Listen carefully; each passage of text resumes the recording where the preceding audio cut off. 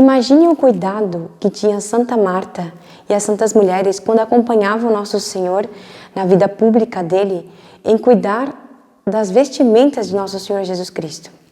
Nós nos esmeramos ao máximo para deixar tudo que toca no sacerdote da forma mais perfeita possível.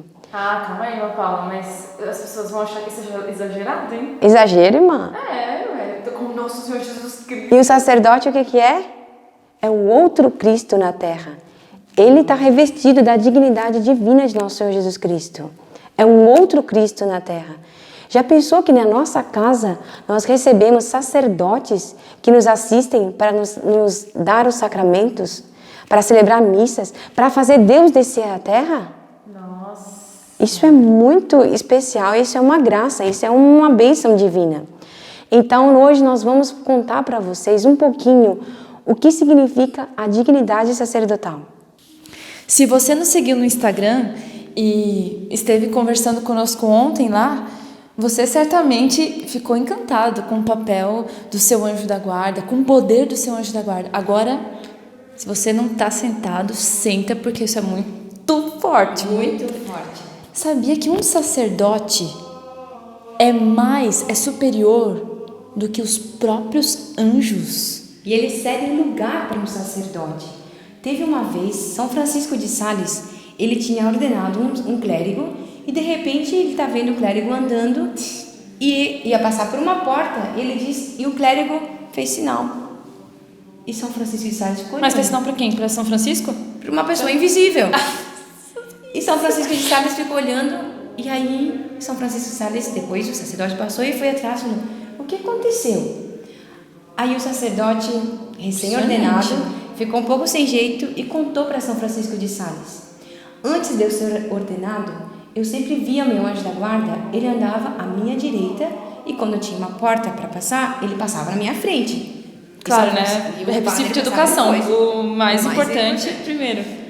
A partir do dia que eu fui ordenado, o que acontece? Quando eu cedo passo para o meu anjo, ele faz uma reverência e diz, o Senhor primeiro, o Senhor é muito mais do que um anjo. Nossa. O Senhor é o próprio nosso Senhor Jesus Cristo na terra. Nossa, que impressionante. É muito impressionante. Nossa, e também justo sobre isso também quem era? Eu acho que era São Pedro Damião que falava que quando uma pessoa tem a infelicidade de estar em pecado, o anjo da guarda dela protege. Mas a proteção dele consiste em procurar que um sacerdote se aproxime dessa pessoa para ajudá-la e para dar absolvição. Mais do que isso... Um anjo não pode perdoar pecados. Ele não nenhum, pode. Nenhum pecado. O mais levezinho de todos, ele não pode. Ainda que fosse o arcanjo São Miguel, que é o príncipe dos anjos, ele não pode absolver um pecado. Ele pode expulsar os demônios, mas absolver o pecado, perdoar, devolver a graça para uma pessoa que está prestes a morrer, São Miguel Arcanjo não tem esse poder. E também Santo Agostinho falava que perdoar um pecado significa tanto, precisa de tanto poder para isso, que precisa de mais poder para perdoar um pecado e devolver a graça para uma alma do que criar o céu e a terra. Nossa, imagina. É muito. É uma vocação extraordinária, maior vocação do que a vocação sacerdotal não existe. Não existe. E aqui nós temos a graça de termos conosco os sacerdotes dos arautos que nos assistem. E para nós é sempre uma alegria, é uma honra.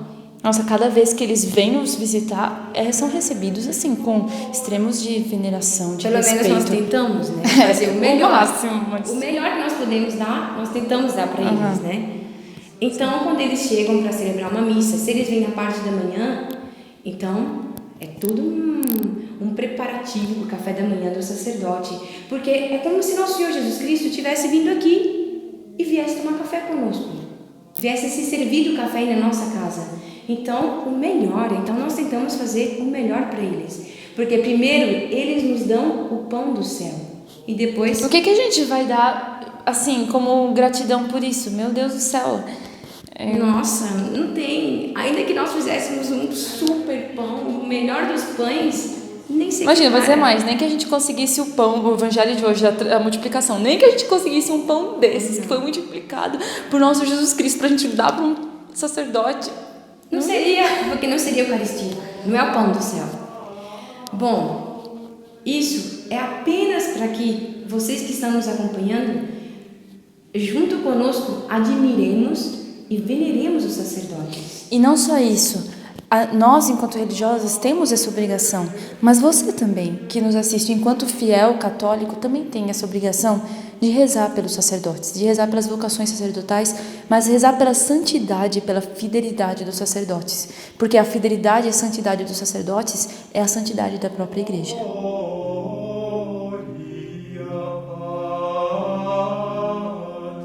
Então, nós temos essa obrigação, nós rezamos constantemente por isso, mas você também se una às nossas orações. E, assim, a gente sempre teve curiosidade para saber, nossa, como deve ser a vida de um sacerdote?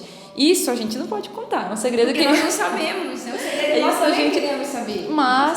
Mas fique atento por esses dias, olha... Amanhã é dia dos sacerdotes, é dia de São João Maria Vianney, que padroeiro é o modelo dos párocos, né, dos sacerdotes. E esse mês agora é um mês propício, a igreja dedicou esse mês para rezar pelas vocações. Então, quem sabe por aí, assim, os padres se inspiram de contar um pouquinho de como é a vida ou até pastoral. Os nossos anjos da guarda, vamos lá conversar com os anjos da guarda dos sacerdotes, pedindo, contem um pouquinho como que é a vocação sacerdotal para todos os seguidores dos arautos sem segredos. Então, é um conselho, ó, quem avisa... Amigo, não pode ser. Fiquem atentos. Não percam, não percam. Não percam.